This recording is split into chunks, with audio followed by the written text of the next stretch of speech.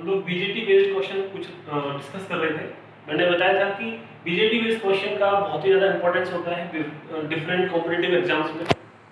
तो इन क्वेश्चंस को समझने से पहले हम देखते हैं कि किस किस तरीके के क्वेश्चंस बीजेटी से पूछे जा सकते हैं।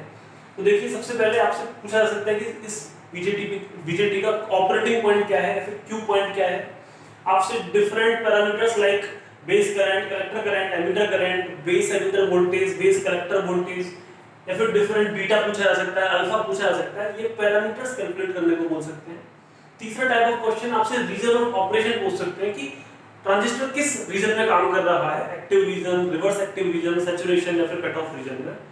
और पूछ सकते हैं कि कोई सर्किट दे दिया जिसमें बेस पर दो रेजिस्टेंस लगे हुए हैं, तो उसका थेवेनिन इक्विवेलेंट सर्किट क्या होगा, वो आपसे ड्रॉ करने को पूछ सकते हैं या फिर उसका यूज करके कुछ और कैलकुलेट करने को बोला जा सकता है। क्यू पॉइंट कैसे कैलकुलेट करते हैं, ये हम प्रीवियस वीडियो में देख सकते हैं, डिस्कस कर चुके हैं। आप उस वीडियो को देख सकते हैं और इस चैनल को लाइक कीजिए ताकि हम ऐसे ही वीडियो आगे आपके लिए बनाते रहें। आज हम डिस्कस करेंगे कि कैसे हम रीजन ऑफ ऑपरेशन डिसाइड करते हैं और कैसे हम थेवेनिन इक्विवेलेंट सर्किट निकालते हैं। तो रीजन ऑफ ऑपरेशन को समझने के लिए पहले हमें ये टेबल समझनी होगी। ये टेबल मैंने कि जैसा कल बताया कि दो जंक्शन होते हैं ट्रांजिस्टर में, एक होता है एमिटर बेस्ड जंक्शन और एक होता है कलेक्टर बेस्ड जंक्शन। अब इनका जो जंक्शन है वो फॉरवर्ड बायस है या रिवर्स बायस है, उसके बेसिस पर हम बताते हैं कि क्या रीजन ऑफ ऑपरेशन है। अगर हमारा emitter based junction forward bias है, collector based junction reverse bias है, तो उसे हम एक्टिव मोड कहते हैं। अगर उल्टा हो गया कि emitter based for reverse bias और कलेक्टर बेस्ड फॉरवर्ड बायस, तो उसे रिवर्स एक्टिव मोड बोलते हैं। दोनों ही जंक्शन अगर फॉरवर्ड बायस है तो उसे हम सैचुरेशन मोड बोलते हैं, और अगर दोनों ही जंक्शन हमारे रिवर्स बायस है तो उसे हम एक्टिव कट ऑफ रीजन बोलते हैं। तो ये टोटल हमारे 4 रीजन ऑफ ऑपरेशंस होते हैं। तो हम अभी डिस्कस करेंगे कि कैसे हम डिसाइड करें कि हमारा ट्रांजिस्टर का रीजन ऑफ ऑपरेशन क्या है। तो देखिए, जैसे सबसे पहला क्वेश्चन है, इसमें ट्रांजिस्टर दिया हुआ है, यहाँ पर बेस पर एक वोल्टेज लगा रखा है 6 वोल्ट का, और आपसे पूछा गया है कि इसका रीजन ऑफ ऑपरेशन क्या होगा। तो सबसे पहले रीजन ऑफ ऑपरेशन निकालने से पहले आपको इन सारे नोड्स को पता करना पड़ेगा कि इनमें से कौन एमिटर है, कौन बेस है, कौन कलेक्टर है। जैसा कि मैंने पिछले वीडियो में भी आपको बताया था कि अगर हम एरो को देखें तो एरो जिस डायरेक्शन में जा रहा है वो एमिटर होगा, और जहां से जा रहा है वो बेस होगा। दूसरा, एरो हमेशा P से N की तरफ जाता है, तो मतलब इधर P है और इधर N होगा, तो जो तीसरा टर्मिनल है वो हमारा कलेक्टर हो जाएगा, और ये ट्रांजिस्टर हमारा NPN हो जाएगा। अब हमें हर नोड की, जो हमने नोड अभी फाइंड आउट किए हैं, उनकी वोल्टेज कैलकुलेट करना होता है। देखिए, अगर मैं 6 वोल्ट को देखूं तो नीचे ग्राउंड की तरफ जा रहा है, तो कलेक्टर वोल्टेज को 0 लिख सकते हैं और बेस वोल्टेज को 6 वोल्ट लिख सकते हैं। तो बेसिकली यहाँ पर 6 है, यहाँ पर 0 है, तो P के पास हमने ज्यादा लगाया है, N के पास कम लगाया है, तो ये जो बेस कलेक्टर जंक्शन है ये हमारा फॉरवर्ड बायस हो जाएगा। तो हमने पहला पॉइंट पता किया कि कलेक्टर बेस जंक्शन हमारा फॉरवर्ड बायस है। दूसरा, अगर हम देखें तो बेस और एमिटर हमारे सॉर्टेड है, दोनों आपस में लिंक्ड हैं, तो उन दोनों का जो वोल्टेज है वो सेम होगा। बेस का वोल्टेज अगर 6 है तो एमिटर का भी 6 हो जाएगा, तो दोनों वोल्टेज सेम है, इसलिए ये जंक्शन हमारा रिवर्स बायस होगा। तो ये जंक्शन रिवर्स बायस है, ये जंक्शन फॉरवर्ड बायस है, तो रिवर्स एंड फॉरवर्ड, तो ये हमारा रीजन ऑफ ऑपरेशन है वो रिवर्स एक्टिव मोड हो जाएगा। दूसरा क्वेश्चन देखते हैं। इस क्वेश्चन में देखिए, सेम ट्रांजिस्टर है, अब बस यहाँ पर 6 वोल्ट के साथ से 3 वोल्ट का बैटरी और लगा रखा है। इस 6 वोल्ट के हिसाब से तो हम एमिटर और बेस का वोल्टेज फाइंड आउट कर सकते हैं। एमिटर की वोल्टेज को हम 0 कह सकते हैं, बेस की वोल्टेज को हम 6 वोल्ट लिख सकते हैं। तो ये जंक्शन, क्योंकि PNP है, ये जो बेस है वो P है और कलेक्टर हमारा N है और एमिटर भी हमारा N है, तो ये जंक्शन हमारा फॉरवर्ड बायस हो जाएगा, क्योंकि P पर ज्यादा है, N पर कम है। तो पहला जंक्शन एमिटर बेस जंक्शन हमारा फॉरवर्ड बायस है। अब यहाँ पर अगर देखें तो हमें कलेक्टर की वोल्टेज कैलकुलेट करनी होगी, तो हम KVL लगा सकते हैं। तो VC plus 3 volt minus VB, क्योंकि हम बेस के पास पहुंच चुके हैं, इज इक्वल टू 0 हम लिख सकते हैं। यहां से भी पता चलेगा कि कलेक्टर माइनस बेस वोल्टेज -3 है, मतलब कलेक्टर की वोल्टेज में से अगर बेस की वोल्टेज घटाई जाए तो -3 आता है। इसका मतलब कलेक्टर के पास वोल्टेज कम है कंपैरिजन टू बेस। इसका मतलब बेस जो P है वो ज्यादा पोटेंशियल पे है और कलेक्टर जो कि N है वो कम पोटेंशियल पे है, तो ये जंक्शन भी हमारा फॉरवर्ड बायस हो जाएगा, क्योंकि P पर ज्यादा है, N पर कम है। दोनों जंक्शन जब फॉरवर्ड बायस हो जाते हैं तो उस रीजन ऑफ ऑपरेशन को हम बोलते हैं फॉरवर्ड मतलब सैचुरेशन मोड। तो ये जो ट्रांजिस्टर है वो हमारा सैचुरेशन मोड में काम कर रहा है। थर्ड क्वेश्चन देखते हैं। यहाँ पर भी आपसे रीजन ऑफ ऑपरेशन पूछा गया है, बस थोड़ा सा ट्विस्ट यहाँ पे ये है कि इसका बीटा बहुत ज्यादा दिया है, very high beta. Very high beta के केस में हम क्या करते हैं, देखिए बीटा का हमने देखा था कि बीटा होता है हमारा collector voltage divided by base voltage, output divided by input in common emitter configuration. तो अगर हमारा बीटा बहुत ज्यादा है तो उसका मतलब बेस करंट बहुत कम होगा, तो हम मान सकते हैं कि हमारा बेस करंट बहुत कम मतलब जीरो की तरफ जा रहा है, तभी तो हमारा बीटा इन्फिनिटी की तरफ जाएगा। तो जब आपको बोला जाए कि बीटा बहुत हाई है तो उस केस में आप हमेशा बेस करंट को अप्रोक्सीमेटली 0 एम्पीयर मान लीजिए। जैसे ही बेस करंट आपका 0 होगा तो एक इक्वेशन हमने पढ़ी थी कि हमारा जो IE है एमिटर करंट वो IC प्लस IB होता है, और हमारा जो बेस करंट है वो 0 है, टेंडिंग टू 0 है, तो हमारे ये दोनों करंट्स अप्रोक्सीमेटली इक्वल हो जाएंगे। Emitter current is approximately equal to collector current. कब? जब हमारा बीटा बहुत हाई हो। अब हमें कैलकुलेट क्या करना है, डिफरेंट नोड्स की वोल्टेज कैलकुलेट करनी है। अब देखिए यहाँ पे 2 वोल्ट का बैटरी लगा हुआ है, तो उसका मतलब बेस की वोल्टेज तो ऑटोमेटिकली 2 हो जाएगी, लेकिन अभी हमारा एमिटर और कलेक्टर की निकालना बाकी है। एमिटर क्योंकि एक रेजिस्टेंस के थ्रू ग्राउंड से कनेक्टेड है तो उसे हम 0 नहीं बोल सकते, हमें कैलकुलेट करना पड़ेगा। देखिए हम यहाँ पर एक केवीएल लगा देते हैं। 2 ये जो वोल्टेज होती है दोनों के 0.7 दी हुई है, तो 2 - 0.7 माइनस I into RE, यहाँ पे हमारा IE करंट फ्लो कर रहा है, IE into 1 कह सकते हैं। तो हमारा जो एमिटर करंट है वो आ गया 1.3 मिली एम्पियर। क्योंकि बीटा बहुत हाई है तो अप्रोक्सीमेटली ये जो करंट है यही हमारा IC भी होगा। तो कलेक्टर करंट और बेस करंट और एमिटर करंट हमें मिल गया। अब अगर हम एमिटर की वोल्टेज कैलकुलेट करना चाहते हैं तो ये वोल्टेज तो सिंपली वही होगी जो इस रेजिस्टेंस के पास वोल्टेज ड्रॉप हो रही है, तो हम लिख सकते हैं VE IE into R, R हमारा 1 है, तो ये 1.3 वोल्ट आ गया। तो हमारा जो एमिटर है उसकी वोल्टेज है 1.3 वोल्ट और जो बेस है उसकी वोल्टेज है 2 वोल्ट, और क्योंकि एक NPN ट्रांजिस्टर है तो P पर हमारी 2 वोल्ट है, N पर हमारी 1.3 वोल्ट है, तो ये जंक्शन हमारा फॉरवर्ड बायस हो गया क्योंकि P पर हमने ज्यादा पोटेंशियल लगा रखा है। तो हमारा एमिटर बेस जंक्शन फॉरवर्ड बायस हो गया। अब हमें कलेक्टर बेस जंक्शन को कैलकुलेट करना होगा, तो उसके लिए कलेक्टर वोल्टेज निकालना पड़ेगा। कलेक्टर करंट हमें पता है कि IC है जो कि IE के बराबर है, मतलब 1.3 मिली एम्पीयर के बराबर है। तो हम देखिए लिख सकते हैं 10 - VC is equal to resistance into current, तो 10 - VC equal to 10 IC। IC हमारा 1.3 था तो हम इसे 13 वोल्ट बोल सकते हैं। यहां से हम VC कैलकुलेट करेंगे तो -3 वोल्ट आएगा। तो हमारा जो VC है वो -3 वोल्ट आ रहा है, और जो बेस वोल्टेज है वो प्लस का 2 वोल्ट है। तो P पर तो +2 है और N पर -3 है, इसलिए ये जंक्शन भी हमारा फॉरवर्ड बायस हो जाएगा। तो कलेक्टर बेस जंक्शन भी forward bias, emitter base junction भी फॉरवर्ड बायस, इसका मतलब दोनों ही फॉरवर्ड रीजन में काम कर रहे हैं। तो हम कह सकते हैं कि ये सैचुरेशन मोड में काम कर रहा है। तो ये ट्रांजिस्टर भी हमारा सैचुरेशन मोड में काम करेगा। अभी हम डिस्कस करेंगे कि कैसे हम थेवेनिन इक्विवेलेंट सर्किट्स को ड्रॉ करते हैं। हेलो फ्रेंड्स, ये दूसरे टाइप ऑफ क्वेश्चंस हम डिस्कस करते हैं जिसमें हमें थेवेनिन इक्विवेलेंट सर्किट ड्रॉ करना होगा और उसके हिसाब से जो कैलकुलेट करने को बोला है वो देखा जाएगा। जैसे कोई सर्किट है जिसमें एक वोल्टेज V0 दिया हुआ है, एक रेजिस्टेंस R1 है और एक लोड रेजिस्टेंस RL है, और आप चाहते हैं कि इस लोड रेजिस्टेंस कॉरस्पॉन्डिंग आपको थेवेनिन इक्विवेलेंट सर्किट निकालना है। तो उस केस में हम इस पॉइंट AB को रेफरेंस मान लेते हैं और इधर से देखते हैं कि इस दो पॉइंट्स के अक्रॉस कितना रेजिस्टेंस है, कितना वोल्टेज है।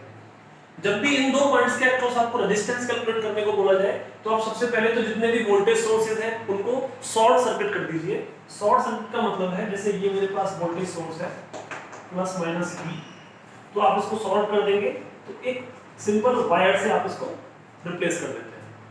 तो जितने भी वोल्टेज सोर्सेज हैं उनको आपको शॉर्ट सर्किट करना है, इसको बोलते हैं शॉर्ट सर्किट। और जितने भी करंट सोर्सेज आपको दिए गए हैं, सपोज एक करंट सोर्स आपको दिया हुआ है 5 एम्पीयर का, इस तरीके से, तो करंट सोर्सेज को आपको ओपन सर्किट करना होगा। तो थेवेनिन रेजिस्टेंस जिसको RTH कहते हैं वो कैलकुलेट करने के लिए हम जितने भी सर्किट के अंदर वोल्टेज सोर्सेज हैं उनको शॉर्ट सर्किट कर देते हैं, जितने भी करंट सोर्सेज हैं उनको ओपन सर्किट कर देते हैं, और हम इक्विवेलेंट रेजिस्टेंस निकालते हैं, नेट रेजिस्टेंस निकालते हैं, वो हमारा थेवेनिन रेजिस्टेंस होता है। उसके बाद हम इन दो पॉइंट्स के अक्रॉस कितना वोल्टेज ड्रॉप हो रहा है वो कैलकुलेट करते हैं, और उस वोल्टेज ड्रॉप को हम VTH कहते हैं। तो ये दो पैरामीटर्स हमें कैलकुलेट करने होते हैं किसी भी सर्किट का थेवेनिन इक्विवेलेंट निकालने के लिए। अब इसका हम यूज करते हैं अपने एक क्वेश्चन में। एक क्वेश्चन है जिसमें आपको एक ट्रांजिस्टर दिया हुआ है एनपीएन ट्रांजिस्टर है, जैसा कि आप एरो से देख सकते हैं।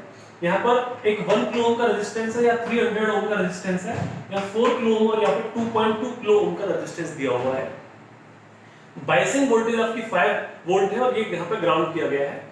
आपसे पूछा गया है कि इस सर्किट के लिए कलेक्टर करंट और कलेक्टर टू एमिटर वोल्टेज क्या होगा। तो ऐसे क्वेश्चन को सॉल्व करने के लिए सबसे पहले हमें बेस देखना होगा और बेस के कॉरस्पॉन्डिंग हमें इसका थेवेनिन इक्विवेलेंट ड्रॉ करना होगा। अगर मैं बेस के ऊपर बस रेजिस्टेंसेस और वोल्टेजेस की बात करूं तो इसको आप इस तरीके से लिख सकते हैं। यहाँ पर एक 4 किलो ओम का रेजिस्टेंस लगा हुआ है, नीचे 1 किलो ओम का रेजिस्टेंस लगा हुआ है, ऊपर बायसिंग 5 वोल्ट की है, बीच में आपका बेस वोल्टेज VT है।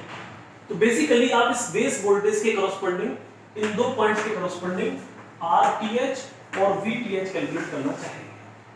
अगर आप RTH कैलकुलेट करेंगे तो आप देखेंगे कि इन दो पॉइंट्स के अक्रॉस जब आप कैलकुलेट करेंगे तो 1 किलो ओम और 4 किलो ओम के रेजिस्टेंसेस पैरेलल में देखेंगे। आपको पैरेलल में देखने के लिए आप RTH लिख सकते हैं 4 × 1 अपॉन 4 + 1, तो आपका जो नेट थेवेनिन रेजिस्टेंस है वो 4/5 किलो ओम हो जाएगा। और जब आपको VTH निकालना होगा इन दो पॉइंट्स के अक्रॉस तो आपको सिंपली इस 5 वोल्ट का जो वोल्टेज ड्रॉप है इस 1 किलो ओम के अक्रॉस कितना है वो कैलकुलेट करना है कि इसका कितना शेयर, कितना पार्ट इस 1 किलो ओम को मिल रहा है। तो उसको आप बोलेंगे VTH। तो VTH आप लिख सकते हैं वोल्टेज ड्रॉप निकालने के लिए हम वोल्टेज डिवीजन रूल यूज कर सकते हैं। तो वोल्टेज डिवीजन रूल क्या रहेगा कि ये resistance divided by sum of resistances multiply by 5। तो हम लिखेंगे VTH 1/4 + 1 1/4 + 1 मल्टीप्लाई बाय 5, तो हमारा VTH हो जाएगा 1 वोल्ट। तो ये जो दो रेजिस्टेंसेस और एक वोल्टेज सोर्स लगे हुए थे इन सब का इक्विवेलेंट हम ड्रॉ कर सकते हैं सिंपली एक 1 वोल्ट का VTH लगा के और एक 4/5 किलो ओम का RTH लगा के। तो ये हमारा बेस सर्किट हो गया। हमने जो बेस में इतने सारे कुछ लगे हुए थे उनको हटा के सिंपली एक वोल्टेज और रेजिस्टेंस से रिप्लेस कर दिया, मतलब एक RTH और एक VTH से रिप्लेस किया। बाकी का सर्किट हमारा एज इट इज है। यहाँ पर 5 वोल्ट की बायसिंग वोल्टेज लगी हुई है, वो हमने लगा रखा है। 2.2 किलो ओम का रेजिस्टेंस कलेक्टर पे लगा हुआ है और ये नीचे 3 ओम का वोल्ट रेजिस्टेंस एमिटर के साथ जुड़ा हुआ है। ये सब हमने एज इट इज रखा हुआ है। अब हम इस सर्किट को एनालाइज करना चाहेंगे। एनालाइज करने से पहले हम देखते हैं कि हमें जो बीटा है वो वेरी हाई दिया हुआ है, बहुत लार्ज वैल्यू। जैसा कि अभी हमने देखा, अगर बीटा हमारा बहुत ज्यादा है तो हम बेस करंट को अप्रोक्सीमेटली 0 कर देते हैं। तो अगर मैं इस इनपुट सर्किट में KVL लगाऊं, किरचॉफ्स वोल्टेज लॉ, तो हम लिखेंगे 1। अब क्योंकि यहाँ पे बेस करंट 0 है तो यहाँ पे कोई वोल्टेज ड्रॉप नहीं होगा। फिर हम देखिए बेस और एमिटर के बीच में जो वोल्टेज है वो आपको 0.7 दिया हुआ है, तो आप लिखेंगे 1 - 0.7 और यहाँ पर एमिटर करंट को आप IE मान सकते हैं, तो -300 IE = 0। यहाँ से आप IE कैलकुलेट करेंगे जो कि आपके पास आ जाएगा 1 मिली एम्पियर। यूनिट्स का ध्यान रखें, मिली और माइक्रो इन सब में कंफ्यूज ना हो जाए, क्योंकि ये रेजिस्टेंस था वो रेजिस्टेंस हमें ओम में दिया हुआ है ना कि किलो ओम में, तो थोड़ा यहाँ पर कंफ्यूजन हो सकता है। तो हमने एमिटर करंट निकाल लिया 1 मिली एम्पियर, क्योंकि हमारा बेस करंट अप्रोक्सीमेटली 0 है बीटा हाई होने की वजह से, तो हमारा एमिटर करंट और कलेक्टर करंट लगभग सेम होंगे, तो हमारा कलेक्टर करंट भी उतना ही हो जाएगा 1 मिली एम्पियर। तो हमारे क्वेश्चन का पहला पार्ट कलेक्टर करंट कैलकुलेट करने का वो हमने सॉल्व कर लिया। अब पूछा गया है कि VCE क्या होगा। ये VC है और ये VCE है, इन दोनों की जो वोल्टेज है VCE ये कैलकुलेट करने को बोला गया है। तो हम एक KVL लगा सकते हैं सिंपली। तो हम लिखेंगे 5 और यहाँ पे जो करंट है वो IC है, तो -2.2 × IC और ये वोल्टेज ड्रॉप जिसे हम -VCE कह सकते हैं। फिर यहाँ पे देखिए ये जो वोल्टेज कितनी होगी, यहाँ पे करंट IE है, तो IE × 300। तो 300 को किलो ओम में लिखने के लिए 300/1000 कर दिया मैंने, तो -300/1000 × IE = 0। हम ग्राउंड पे पहुंच गए। तो सिंपली हमने KVL लिख दिया। उस KVL में अब देखिए हमें IC पता है, IE पता है, तो हम इसको सिंपलीफाई कर सकते हैं। तो हम लिखेंगे VC = 5 2.2 और ये 0.3, तो -2.5 × 1 वो हमारा मिली एम्पियर करंट था। तो हमारी VCE वोल्टेज आ जाएगी 2.5 वोल्ट। तो हमारा दूसरा पार्ट भी कंप्लीट हो गया। तो इस तरीके से हम किसी भी सर्किट का थेवेनिन इक्विवेलेंट सर्किट निकाल सकते हैं। इसी का एक और क्वेश्चन देखते हैं फ्रेंड्स। ये दूसरा क्वेश्चन है थेवेनिन इक्विवेलेंट निकालने के लिए ही। यहाँ पर 50 किलो ओम का और 100 किलो ओम का रेजिस्टेंस आपको दिया हुआ है, 15 वोल्ट की पावर सप्लाई है, 5 किलो ओम का रेजिस्टेंस हमने कलेक्टर के साथ कनेक्ट किया है, 3 किलो ओम का रेजिस्टेंस हमने एमिटर के साथ कनेक्ट किया है। बीटा इस केस में भी हाई दिया हुआ है। बीटा हाई से हम समझ सकते हैं कि अगर बीटा हाई है तो हमारा बेस करंट अप्रोक्सीमेटली 0 हो जाता है, बेस करंट 0, इसका मतलब एमीटर करंट और कलेक्टर करंट आपस में इक्वल हो जाएंगे। सबसे पहला काम होता है इस ब्रांच को सिंपलीफाई करना। इस ब्रांच को सिंपलीफाई करके इसका थेवेनिन इक्विवेलेंट लिखना। इस ब्रांच को मैं इस तरीके से लिख सकता हूँ, यहाँ पे 15 वोल्ट की सप्लाई, यहाँ 100 के, यहाँ 50 के, नीचे ग्राउंड है, बीच में हमारा वोल्टेज VB होगा, बेस वोल्टेज जिसे आप कह सकते हैं। तो हमें इस बेस वोल्टेज के अक्रॉस RTH और VTH कैलकुलेट करना होगा। जैसा कि अभी हमने देखा, तो RTH हम लिख सकते हैं 50 × 100 डिवाइड बाई दोनों का सम, तो हमारा थेवेनिन रेजिस्टेंस आ जाएगा 100/3 किलो ओम। उसी तरीके से अगर हमें VTH कैलकुलेट करना है, तो VTH के लिए हम देखिए इस रेजिस्टेंस के अक्रॉस वोल्टेज कैलकुलेट करना चाहेंगे, तो उसे लिख सकते हैं 50 अपॉन में दोनों रेजिस्टेंसेस का sum multiply by power supply voltage, तो 50/150 मल्टीप्लाई 15, तो ये हमारे पास 5 वोल्ट आ जाएगा। तो हमें इस इक्विवेलेंट सर्किट को सिंपली एक रेजिस्टेंस और एक वोल्टेज से रिप्रेजेंट कर सकते हैं। वोल्टेज जो कि हमारा थेवेनिन वोल्टेज होगा, रेजिस्टेंस जो कि हमारा थेवेनिन इक्विवेलेंट रेजिस्टेंस होगा। तो इस तरीके से हम रिप्रेजेंट कर सकते हैं अपनी बेस वाली ब्रांच को। बाकी का जो सर्किट है वो एज इट इज हम कनेक्ट कर सकते हैं यहाँ पे। तो हमारा यहाँ पे एमीटर है, उसके साथ में 3 किलो ओम का रेजिस्टेंस है, कलेक्टर है, उसके साथ में 5 किलो ओम का रेजिस्टेंस है, और ऊपर पावर सप्लाई 5 वोल्ट की है। हमारा इस क्वेश्चन में जो पूछा गया है वो है VC की वैल्यू क्या होगी, ये आपसे पूछा गया है। तो सबसे पहले हम इनपुट सर्किट पर अगर KVL लगाते हैं, तो देखिए हम लिखेंगे 5 - 0, क्योंकि ये जो रेजिस्टेंस है इसके अक्रॉस कोई करंट नहीं है, हमारा IB 0 है, तो हम लिखेंगे 0। बेस टू एमीटर वोल्टेज हमारी 0.7 है, और ये एमीटर करंट दिया हुआ है, तो -3 × एमीटर करंट हम लिख सकते हैं इक्वल टू 0। यहाँ से हमारा एमीटर करंट आ जाएगा 4.3/3 मिली एम्पियर। यही हमारा एमीटर करंट कलेक्टर करंट के भी बराबर होगा, क्योंकि हमारा बीटा बहुत ज्यादा है। अब हम अगर आउटपुट सर्किट में KVL लगाएं, इस ब्रांच में KVL लगाएं, तो हम कह सकते हैं 15 - BC = 5 × IC, मतलब जो इनका वोल्टेज डिफरेंस है वही तो इसका करंट इनटू रेजिस्टेंस होगा। तो हम लिख सकते हैं 15 - 5 × IC = VC। तो VC आ जाएगा 15 - 5 × IC की वैल्यू हमारी IE के बराबर है 4.3/3। तो इसको हम सिंपलीफाई कर सकते हैं, तो हमारा जो कलेक्टर वोल्टेज है 7.84 वोल्ट आ जाएगा। तो फ्रेंड, इस तरीके से हम आसानी से थेवेनिन इक्विवेलेंट सर्किट्स को सॉल्व कर सकते थे। हम कुछ और क्वेश्चंस भी डिस्कस करेंगे BJT बेस्ड। तब तक के लिए थैंक यू, एंड हमारे चैनल को लाइक कीजिए, सब्सक्राइब कीजिए, और बेल आइकन को दबाइए ताकि आप आसानी से हमारे जो लेटेस्ट वीडियोस हैं उनको देख सकें। Thank you.